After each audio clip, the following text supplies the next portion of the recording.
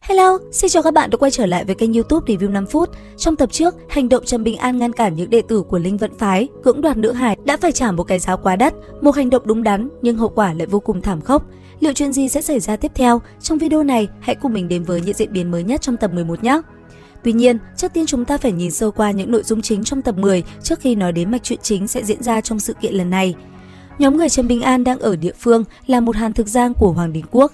Thời điểm đặt chân đến nơi này lại đúng là thời gian nơi đây tổ chức tế thần đại điển dành cho vị giang thần ở nơi này. Vị giang thần đó được gọi là Giang Phủ Quân, chân thân là một đầu dao long, hình tượng xuất hiện trong phim là nam tử áo xanh tóc trắng, còn nữ tử ngồi đối diện với hắn chính là tỷ tỷ ruột của hắn, nàng tên là Ngô Ý, đạo hiệu của nàng là Động Linh Chân Quân, chân thân cũng là một đầu dao long, tu vi kim đan cảnh. Có thể nói, toàn bộ sự kiện lần này, kẻ giật dây sau cùng chính là Hàn Phủ Quân. Việc các đệ tử Linh Vận Phái kia cướp đoạt đồng nữ cũng là do Hàn Phủ Quân mặc kệ cho con rắn nước của mình tác oai tác quái. Bởi vì con rắn này không phải là yêu vật bình thường, nó tên là Thanh, đã có thể huyễn hóa thành hình người, có vũ khí là song giản. Sở thích của nó khi giao chiến là đập nát đầu lâu của đối thủ và đam mê của nó là ăn đồng nam đồng nữ.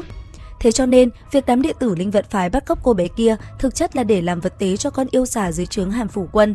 Thậm chí, ngay cả tên đệ tử có ý đồ lăng nhục mẹ cô bé cũng là đang âm thầm hành động theo chỉ đạo của hắn. Nguyên nhân cụ thể mình sẽ giải thích ngay sau đây. Về phần vị quan Ngụy Lễ, đây thực ra có thể coi là một nhân vật chính diện. Suốt bao năm qua, ông luôn phải luồn cúi, nhượng bộ trước Hàn Phủ Quân và các thế lực tiên gia trên núi, tất cả chỉ vì muốn đổi lấy sự bình yên cho bách tính. Tuy nhiên, thành kiến của Ngụy Lễ đối với Đại Ly lại quá sâu sắc. Nếu không có Trần Bình An xuất hiện, chắc chắn ông đã bỏ mạng dưới tay bà chủ Lưu Gia Huệ của khách sạn Thu Lô. Bởi lẽ, thân phận thật sự của nàng chính là gián điệp do Đại Ly cài vào Hoàng Đình Quốc. Được rồi, tiếp theo đây, mình sẽ tiết lộ cho các bạn toàn bộ âm mưu và các nội dung chính của sự kiện lần này.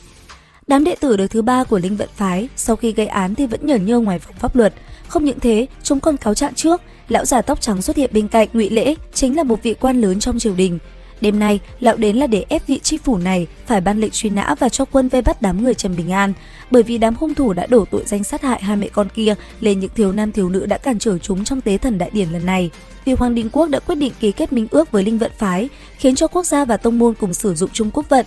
Từ đây trở đi, việc của Linh Vận Phái cũng là việc của quốc gia. Chuyển cảnh về phía Trần Bình An, những gì đã xảy ra, hắn đã rõ ràng một việc rằng không phải nơi đâu cũng giống như Đại Ly, dù là thần tiên hay phàm nhân đều phải tuân theo luật pháp.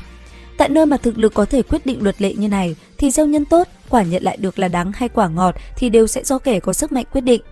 Cho nên, trước khi đi đòi lại công đạo cho hai mẹ con trong cửa tiệm bán ngọc trâm kia, Trần Bình An phải đảm bảo về sự an toàn của Lý Bảo Bình trước.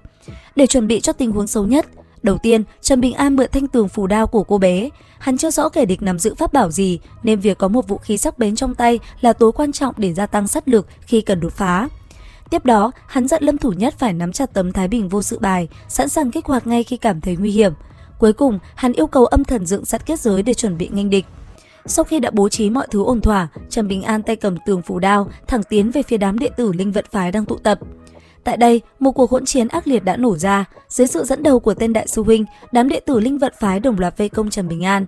Nào phi kiếm, phù lục cho đến thần thông, thuật pháp, tất cả được tung ra điên cuồng, bất chấp hậu quả, khiến hơn 20 thường dân vô tội bị cuốn vào và bỏ mạng. Cảnh tượng ấy càng khiến sát tâm của Trần Bình An bùng lên dữ dội, quyết diệt trừ bằng hết lũ súc sinh này. Tường phù đao lập tức rời vỏ, mỗi nhát chém xuống đều là đao hạ bất lưu nhân. Tuy nhiên, tên đại sư huynh kia đạo hạnh vẫn cao hơn đám đồng môn một bậc. Nhận thấy tình thế bất lợi, sau khi hứng chọn một đòn của Trần Bình An, hắn liền nhanh chóng tìm đường tháo chạy, hướng hắn tẩu thoát chính là về phía Hàn Thực Giang Thủy Phủ. Trong khi đó tại Thủy Phủ, một bữa yến tiệc linh đình đang diễn ra với sự góp mặt của gần 20 người, bao gồm cả khách lẫn chủ. Dưới trướng Hàn Phủ Quân có 3 tông phúc đắc lực, đầu tiên là tên xà tinh ban sáng nay đã hóa thành hình người. Thứ hai là một con cá chép tinh, chân thân giống với thủy thần trùng Đạm Giang. Nếu các bạn quên mất thì để mình nhắc, đó là nam tử áo đen trong tiệm sách mà nhóm Trần Bình An đã ghé vào khi đến Hồng Trúc Trấn đấy. Và kẻ cuối cùng đáng sợ nhất chính là Cản Giang Thiểm. Chân thân hắn khổng lồ với thân thông bẩm sinh, có thể nuốt trọn nước sông ở thượng du, khiến hạ du khô hạn. Đó cũng là nguồn gốc cái tên Cản Giang Thiểm. Khách khứa tại đây cũng toàn là những nhân vật có tiếng, từ quan to của Hoàng Đình Quốc, chính là cái lão già đã ra lệnh truy nã Trần Bình An, đến thành hoàng của thành thị này, lãnh tụ người đọc sách của Hoàng Đình Quốc. Ngoài ra còn có ngoại môn chấp sự của Linh Vận Phái và một số tán tu khác. Và cuối cùng là một vị người đàn ông ăn mặc kiểu nho sinh, sắc mặt xanh đen, đây chính là quân sư của Hàn Phủ Quân.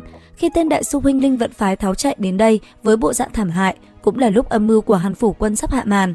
Bước cuối cùng trong kế hoạch của hắn chính là bẻ cổ tên đệ tử này ngay tại chỗ. Tại sao lại như vậy? Theo phân tích của gã quân sư, Hoàng Đình Quốc sớm muộn cũng sẽ bị vó ngựa Đại Ly san phẳng.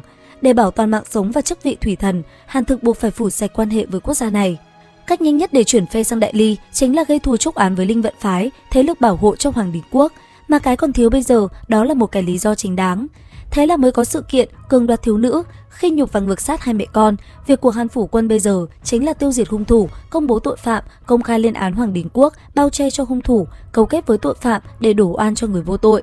Như vậy là có thể đóng vai chính diện, chỉ cần Đại Ly xuôi nam, tiêu diệt Hoàng Đình Quốc thì vị trí thủy thần của Hàn Thực sẽ vô cùng vững chắc. Đó chính là chân tướng của toàn bộ sự kiện lần này. Bây giờ hãy quay trở lại Thu Lô khách sạn. Tại đây, Lâm Thủ Nhất lần đầu tiên biết thế nào là tu luyện trong bảo địa, bởi vì linh khí tại nơi này tinh thuần hơn ở bên ngoài quá nhiều, khiến cho thiếu niên này tu luyện say mê đến quên cả trời đất. Thậm chí, ngay cả việc cơ thể đã hấp thu quá nhiều linh khí, nhiều đến mức như sắp phát nổ, hắn cũng không biết. May mắn thay, Thôi Đông Sơn xuất hiện kịp thời, vỗ mạnh một cái giúp hắn tỉnh lại.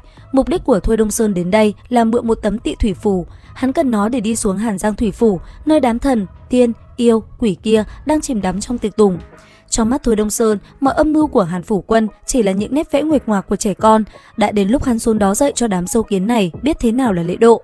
Không biết Trần Bình An sẽ làm gì sau khi để một trong những hung thủ chạy thoát, âm mưu của Hàn Phủ Quân sẽ tiến triển ra sao, và cuối cùng là màn thu lưới của Thôi Đông Sơn tại Thủy Phủ sẽ diễn ra thế nào.